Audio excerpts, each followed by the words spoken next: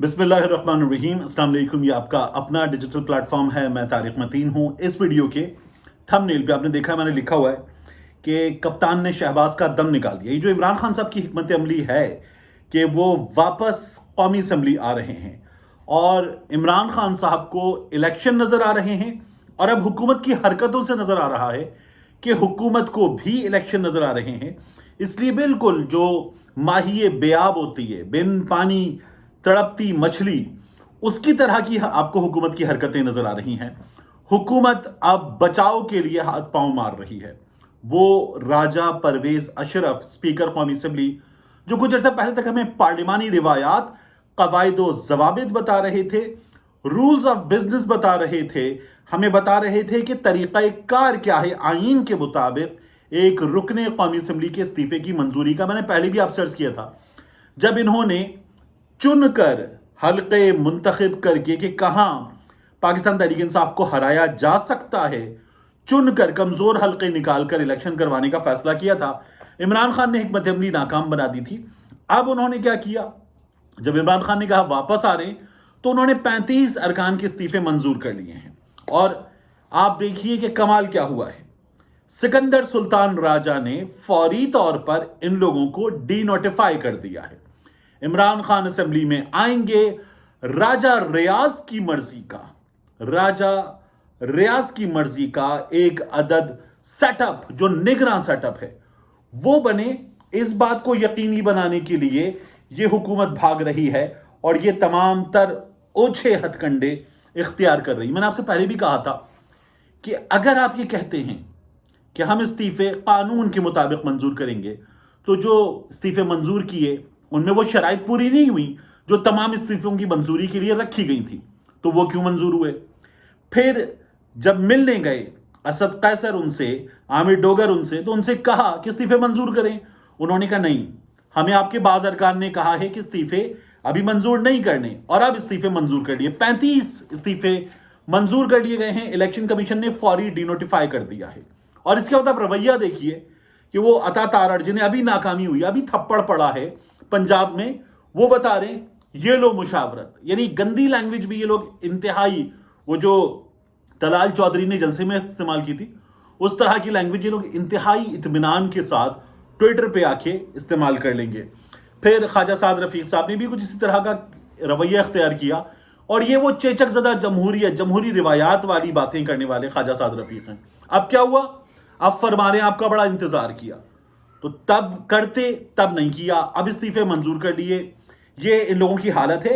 इन लोगों को भी इलेक्शन नजर आ रहा है, इन लोगों को भी नजर आ रहा है कि निगरान सेटअप बनेगा। निगरान सेटअप के लिए पाकिस्तान तहरीक इंसाफ वालों से अगर मुशावरत करनी पड़े तो नहीं करेंगे, तो फिर राजा रियाज एंड कंपनी उनसे मुशावरत करेंगे। इसलिए ये लोग उस निगरान सेटअप में ऐसे जाना चाहते हैं। तो एक तो इन लोगों का दम निकला है, इसीलिए ये इस तरह की हरकतें कर रहे हैं। दूसरा, मुस्लिम लीग नून ने क्या किया, ये जो पंजाब असेंबली में इमरान खान ने इनको शिकस्त दी, आके बैठ गए वहां पर राना सनाउल्लाह, अता तारड़ और वो जो अंगुश्ते वुस्ता दिखा रहे थे, आके बैठ गए। जब बैठ गए तो फिर भी इमरान खान ने हरा दिया। ये इजलास हुआ नून लीग का। उस इजलास में क्या हुआ आप देखिए। इजलास में हुआ ये कि नून लीग ने वहां पर यह बताया कि ये जो विफाकी काबीना के अरकान थे, इनकी वजह से हम हारे हैं, इन्होंने तमाम जिम्मा ले लिया था, तो फिर इन्हें यकीनी बनाना चाहिए था, लेकिन एतमाद का वोट लिया गया, हमें शिकस्त इनकी वजह से हुई है। तो अपनी पार्टी में ही इज्जत अफजाई हो रही है राना सनाउल्लाह की, अता तारड़ की, और इस इज्जत अफजाई का आपको सबूत मिल रहा है। तो वहां जब ये लोग हार गए, तो फिर पाकिस्तान तहरीक इंसाफ ने नाम दिए और परवेज इलाही ने नाम दिए।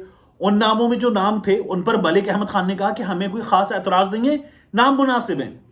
अब मैंने आपसे कहा था ये लोग जाना ही नहीं चाहेंगे इस अमल में, तो इन्होंने क्या किया, वही काम किया। आहद चीमा का नाम दे दिया। आहद चीमा जो अभी शहबाज शरीफ की कैबिनेट का हिस्सा, और इनके साथ मोहसिन नकवी का नाम दे दिया, चैनल 24 के सिटी 42 सिटी 41 के मालिक। तो ये जो दोनों नाम है, अब आसिफ अली जरदारी के राइट हैंड का काम करते हैं मोहसिन नकवी साहब।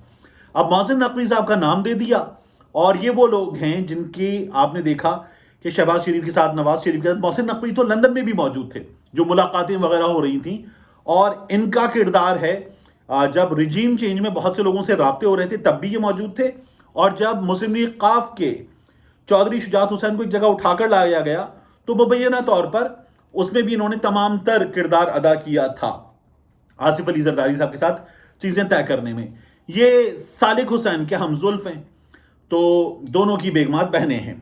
تو یہ جو ہیں ان کا نام دیا گیا ہے. یعنی ایسے نام دو، اتنے متنازع نام دو کہ دوسری پارٹی کا ایک قبول نہیں ہے تو پھر آپ دوسری پارٹی کے نام قبول نہیں کریں گے.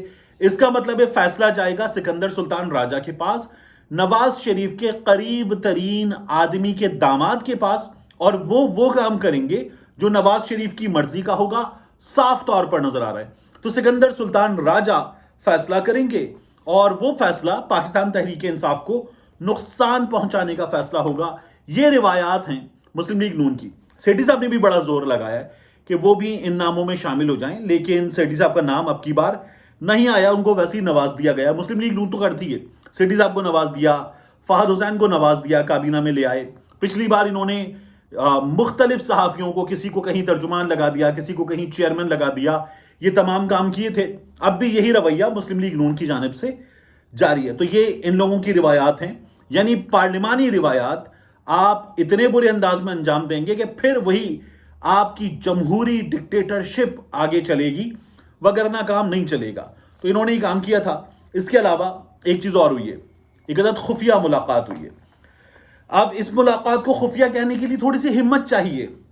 ملاقات ہوئی ہے سکندر سلطان راجہ صاحب کی اور ان کے ساتھ سپریم کورٹ آف پاکستان کے چیف جسٹس مسٹر جسٹس عطا بندیال صاحب کی.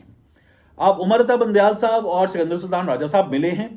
یہ خبر آپ کو، میں اس کو خفیہ کیوں کہہ رہا ہوں، کیونکہ یہ خبر ہمیں سپریم کورٹ نے نہیں دی. یعنی سپریم کورٹ کے ترجمان کی جانب سے، رجسٹرار کی جانب سے خبر آتی، آفس سے خبر آتی، یہ خبر وہاں سے نہیں آئی. سکندر سلطان راجہ صاحب آتے، سامنے سے آتے، گاڑی سے اترتے، میڈیا کے نمائندوں سے بات کرتے، بات کرنے کی کوشش کرتے اور ہمیں پتہ چلتا کہ ملاقات ہو رہی ہے چیف جسٹس سے. یہ بھی نہیں ہوا. اور نہ ہی الیکشن کمیشن آف پاکستان نے اپنے کسی بھی باضابطہ ذریعے سے اس کی خبر دی. تو الیکشن کمیشن آف پاکستان کے ترجمان کی جانب سے چینل پر، پریس ریلیز میں، ٹویٹر پر کہیں خبر نہیں دی گئی. وہ ٹویٹر کا استعمال کرتے ہیں تو وہاں سے بھی خبر نہیں آئی. اس کا مطلب ہے کہ یہ ملاقات تمام چینلز دے رہے ہیں اور ذرائع سے دے رہے ہیں. تو یہ ملاقات ہوئی ہے ڈھکے چھپے انداز میں، خفیہ انداز میں. ملاقات ہو گئی اور اس ملاقات میں موجودہ ملک کی سیاسی صورتحال ڈسکس ہوئی ہے. اس وقت موجودہ ملکی سیاسی صورتحال میں ایک جانب پاکستان تحریک انصاف ہے جو پورا زور لگا رہی ہے کہ الیکشن چاہیے، دوسری جانب حکومت ہے جو الیکشن سے بھاگ رہی ہے. لیکن جو الیکشن کمیشن آف پاکستان ہے اس کا اس میں کوئی کردار نہیں ہے. ان کا کردار اتنا ہے کہ جب ان سے کہا جائے کہ یہ الیکشن ہونا ہے اور ان کے پاس وہ الیکشن کی پری ریکوزٹس پورے ہوتے ہوئے صورتحال پیدا ہو جائے تو وہ الیکشن کروا دیں 90 دن کے اندر. لیکن یہ پہلے بھی عدالت عظمیٰ کے سامنے بتا کر بھاگ گئے تھے کہ ہمیں 6-7 مہینے چاہیے اور مل گئے تھے. اب بھی انہوں نے چیف جسٹس سے ملاقات کی ہے.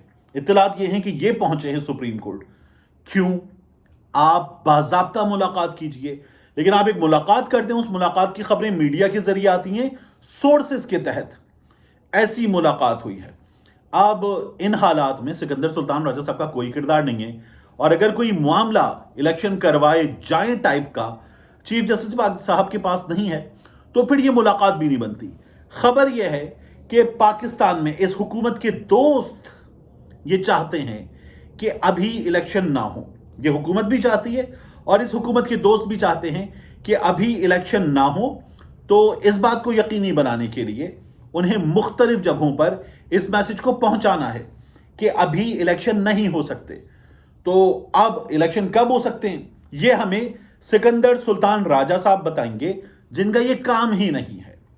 یعنی الیکشن کی صورتحال بنے گی اور اس کے بعد سکندر سلطان راجہ صاحب یہ بتائیں گے کہ 90 دن میں الیکشن ہو رہے ہیں. وہ ٹائم آئین نے طے کر دیا، قانون نے طے کر دیا اور اس کے تحت الیکشن ہو جائیں گے. لیکن سکندر سلطان راجہ طے کریں، اس بات کا اختیار سکندر سلطان راجہ کے پاس نہیں ہے، اس بات کا اختیار کسی کے پاس نہیں ہے.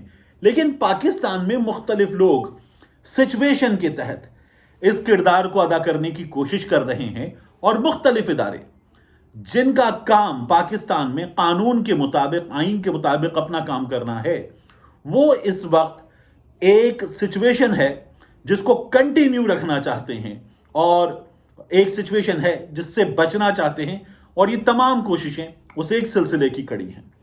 ملتے ہیں انشاءاللہ آپ سے اگلی ویڈیو میں۔